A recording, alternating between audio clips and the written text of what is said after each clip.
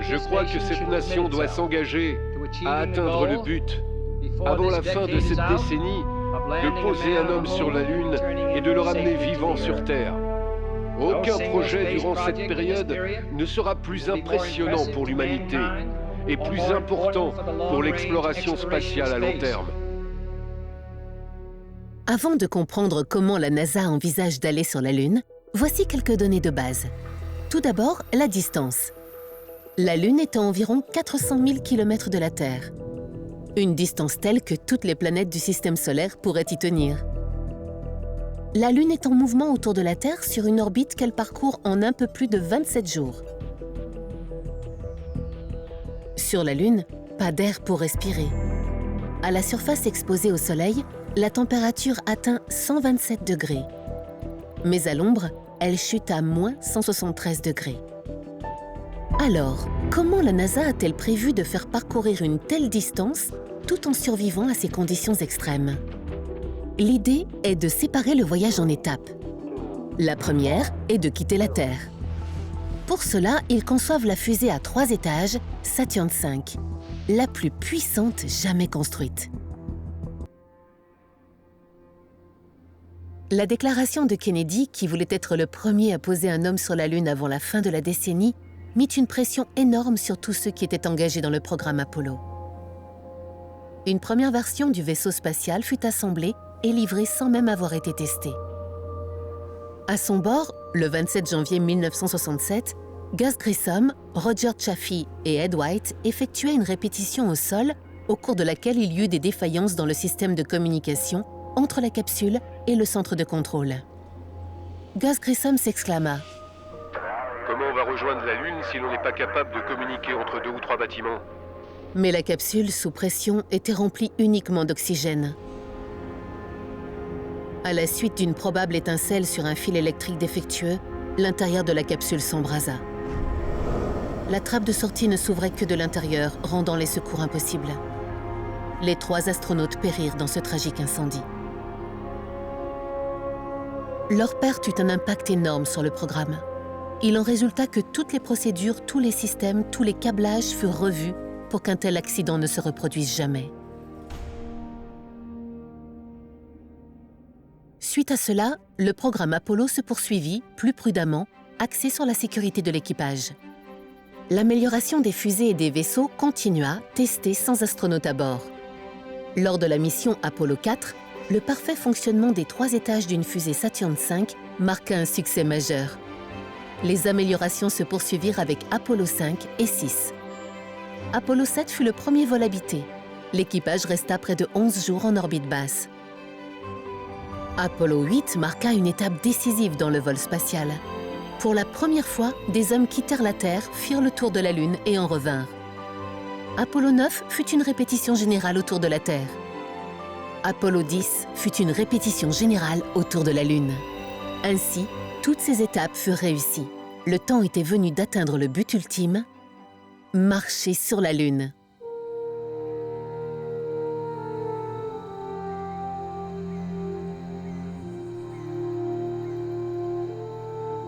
« 16 juillet 1969, au Centre spatial Kennedy, en Floride.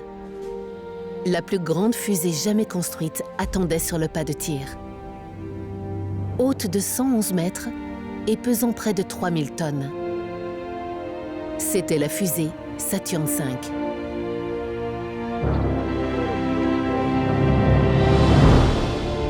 Au sommet de la fusée, dans une petite capsule de métal, se trouvaient les astronautes de la mission Apollo 11.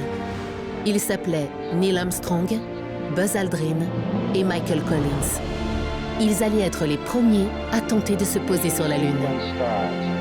6, 5, 4, 3, 2, 1, 0.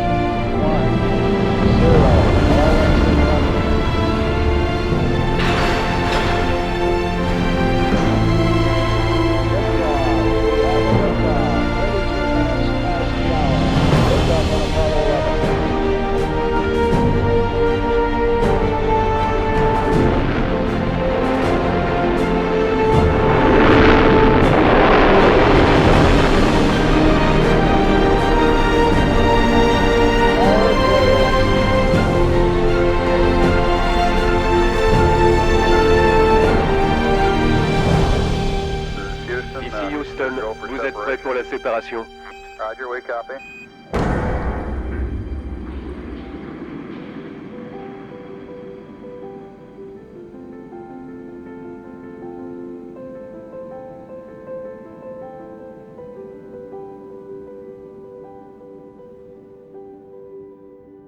Après 3 jours dans l'espace, les astronautes d'Apollo 11 s'apprêtaient à ralentir pour placer leur vaisseau en orbite autour de la Lune. La manœuvre se déroulant au-dessus de la face cachée de la Lune, cela empêchait tout contact radio. Une erreur à cet instant aurait pu les faire s'écraser sur la Lune, ou pire, les catapulter loin dans l'espace sans aucun espoir de retour. Apollo 11, ici Houston. Tous vos systèmes sont opérationnels et on se retrouve de l'autre côté de la Lune. Les astronautes étaient dès lors livrés à eux-mêmes. Le centre de contrôle ne pouvait rien faire qu'attendre. Apollo 11, ici Houston, à vous. Apollo 11, ici Houston, à vous. Apollo 11, Houston, à vous. Houston, ici Apollo 11. Les calculs étant juste à la seconde près, Apollo 11 se plaçait avec succès en orbite autour de la Lune.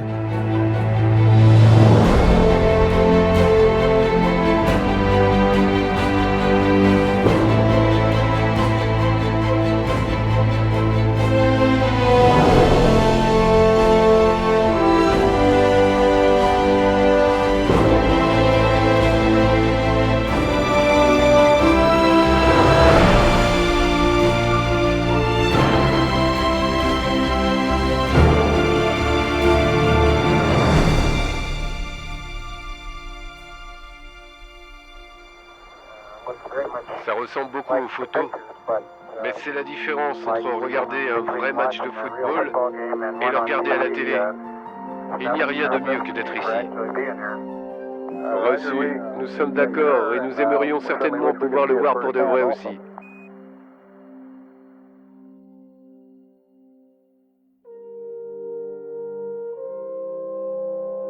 L'heure était venue pour Neil Armstrong et Buzz Aldrin de passer dans le module lunaire pour tenter le premier alunissage. Après la séparation, Michael Collins se retrouvait seul dans le module de commande. Il savait que la probabilité qu'il rentre seul sur Terre était élevée. Il y avait 3 issues possibles à leur tentative. Se poser, abandonner ou s'écraser. Au centre de contrôle, le directeur de vol, Gene Kranz et son équipe suivaient l'évolution du module lunaire. Ok à tous les contrôleurs de vol, go pour débuter la descente.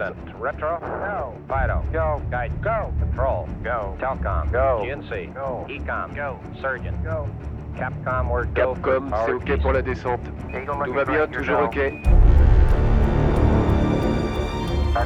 Reçu, compris, ok pour alunissage 3000 pieds.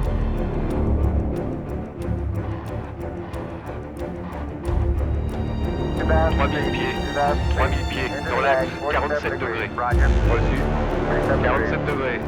1201. 1201. Reçu, alarme 1201. Une alarme retentit.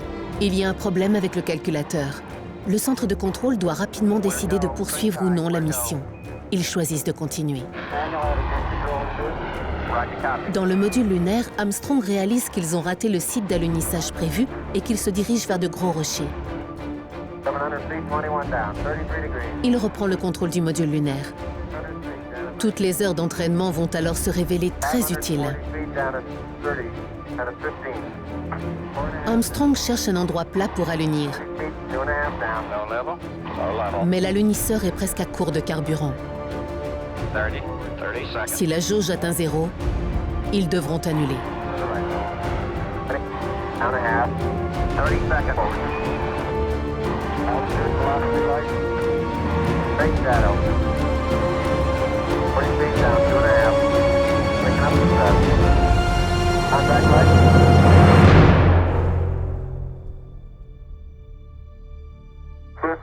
Houston, ici la base Tranquillité. Eagle s'est posé.